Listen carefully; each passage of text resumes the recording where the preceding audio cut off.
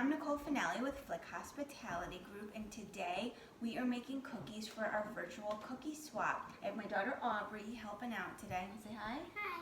And we are making maple peanut butter chocolate chip cookies. This is a great holiday recipe. We're going to actually make the batch and then freeze half the batter so that we can save some of it for the holidays. We're a small family and we're gathering with very small groups this year, so we don't need that many cookies, so it'll be great to make some and have them for later.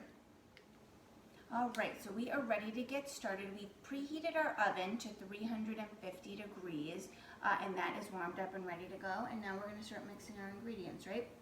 So we're gonna start with melted butter.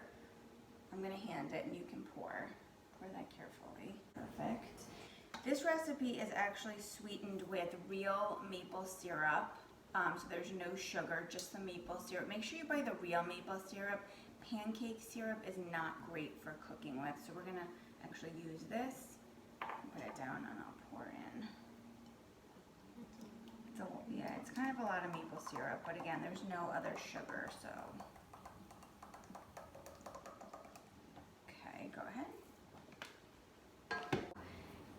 And then we are going to use some peanut butter. This is a great invention. It's this little like pop cup, and you can measure how much you need if you need like a sticky ingredient like peanut butter or regular, maybe margarine that doesn't have a stick, or like mayonnaise for something. It's a great thing. You just fill it up.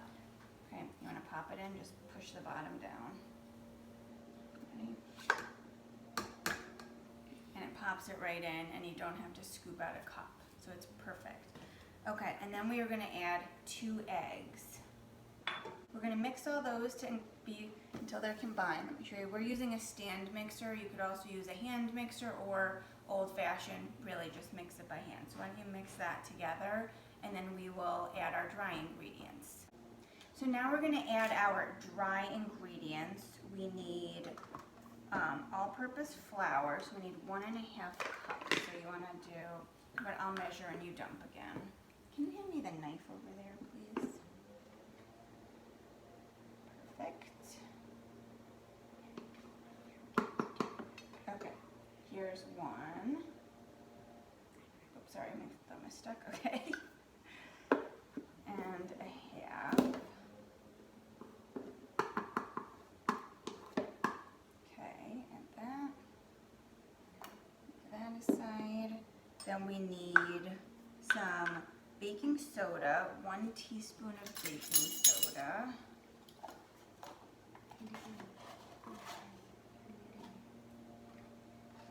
Okay, I'm gonna add that. And 1 teaspoon of baking powder.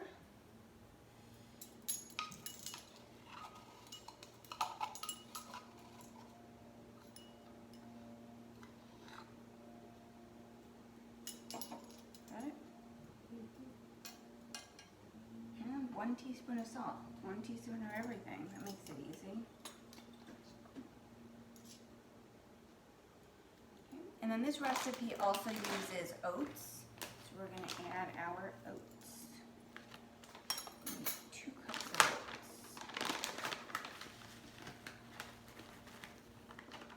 Okay, 1. Close this. Turn it on and mix it again for a few seconds. And then we're going to add our chocolate chips. My favorite part, the chocolate chips. We're going to add 2 cups of chocolate chips. The recipe actually says or more, so whoever sent this recipe for our cookie exchange really must like chocolate, just like you. Don't worry, there's a few left over for you to snack on. Thank you. Okay, and then we're just going to mix these up until they're incorporated in, and then we'll start scooping. Okay, so our chocolate chips are mixed in and we're ready to bake. These ones need to bake for 12 to 14 minutes, and they'll still be pretty soft when they come out. So you're going to leave them on the tray to cool, and then you can move them to a wire rack, but it makes it really easy with these baking sheets. For the batch I'm going to freeze, I'm actually going to scoop them right onto this and put the tray right in the freezer. And then once they harden in little balls, I'll put them in a Ziploc bag and keep them until we're ready for the holidays.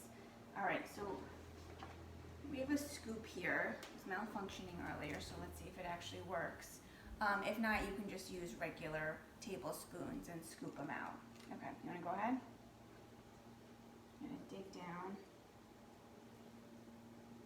Yep, and go like this. And then when you get over to the tray, tip it, and then squeeze the handle. Good. Scooch that guy over a little. It'd be easier with your other hand, yes. Your scooper is malfunctioning just a little.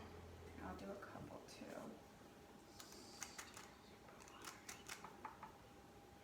Everybody's a little concerned that they seem liquidy, but I think it's just from the peanut butter, and we'll see how they turn out when they bake, right? It's the fun of baking. You never know what you're gonna get. All right, we're gonna keep scooping, and then like I said, we're gonna throw these in the oven for 12 to 14 minutes, and we'll see how they turn out. Thanks.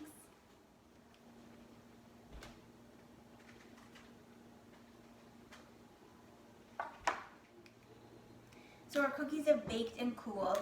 Unfortunately, Aubrey has left me to go play, so I will show you the final product on my own. They look really good, so thank you to whoever from Flik shared this recipe with me. I think it could become a new family favorite.